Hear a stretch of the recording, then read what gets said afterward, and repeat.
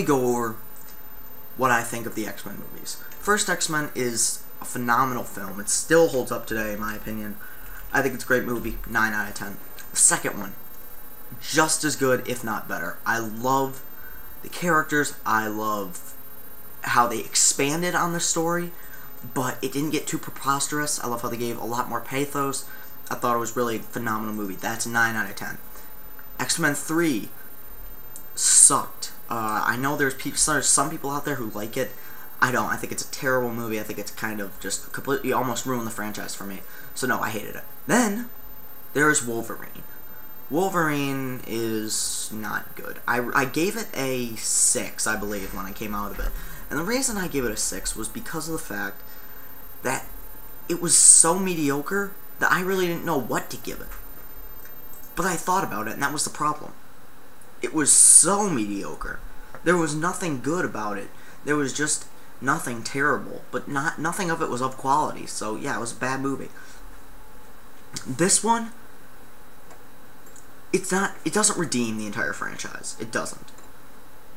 One more would probably do, but for the time being, I'll just come out and say I thoroughly enjoyed X-Men First Class. I don't love this movie like some people do.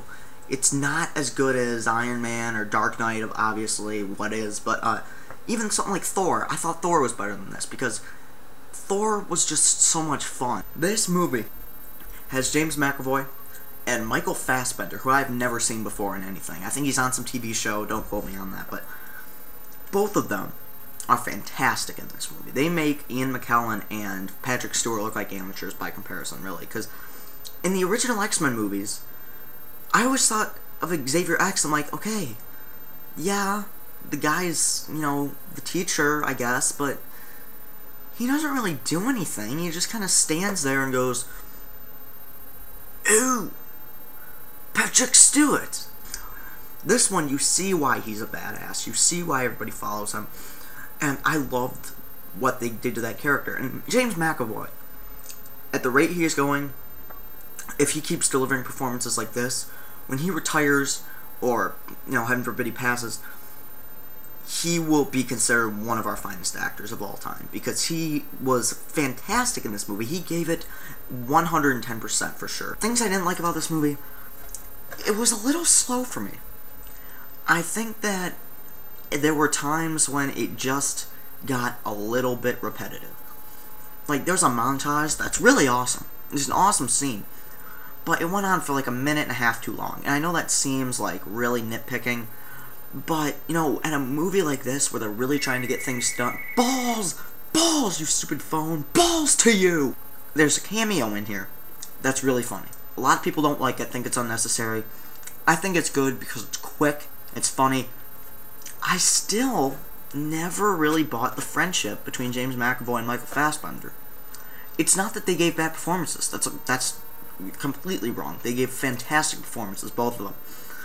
It's that the script, you know, show me a scene where, like, I understood why Magneto turned on him, but I never understood, like, why it was so tragic, because it's just, there was never a scene of them, like, really being good friends and talking. There were glimpses of it, but they never really showed, like, one scene where they just became friends. It's like they picked each other up, and all of a sudden, they're best friends.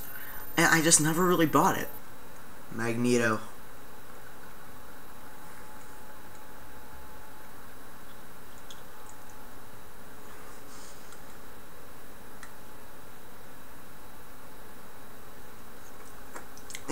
This movie's directed by Matthew Vaughn, like I said, who directed Kick-Ass. And Kick-Ass has some of the greatest action in any movie ever.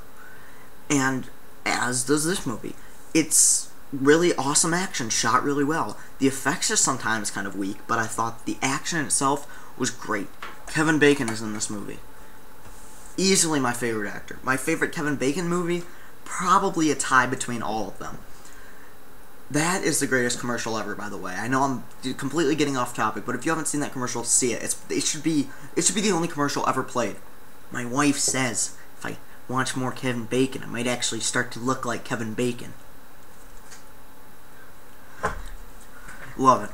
He's good in this movie. Nice to see Kevin Bacon back. He was in Frost Nixon and had like 2 lines, but he had a big part in this movie. I liked him. But you should pay full price for. It's still really good.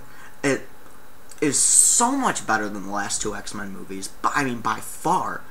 I am a little bit surprised by how amazing of a reception it got, but at the same time, I'm almost glad, because I'm really happy that this series is back on track. And people are saying, oh, it's a disappointment because it didn't make as much money as the last ones. Well, yeah, that's not this movie's fault. It's because the last 2 sucked.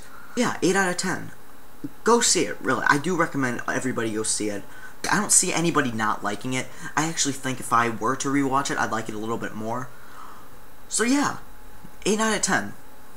Good job, Matthew Vaughn. Really, I'm really glad that this movie was good, because I'm really glad that I can care about X-Men again. Because I love those first 2 movies so much. Everything that Matthew Vaughn made in this movie was a 10. I think that the studio was a little bit worried, because even though Matthew Vaughn made Kick-Ass, which is a great movie, it didn't do too well at the box office. And I think that the studio held him down a little bit. If they were to make a sequel, I think that he'd just do what Bryan Singer did and make the exact movie he wanted to make. I love this movie. I think it's an 8 out of 10. I'll see you guys later. Super 8 coming up. Boom, boom, boom, boom, boom, boom, boom. You got that Super 8.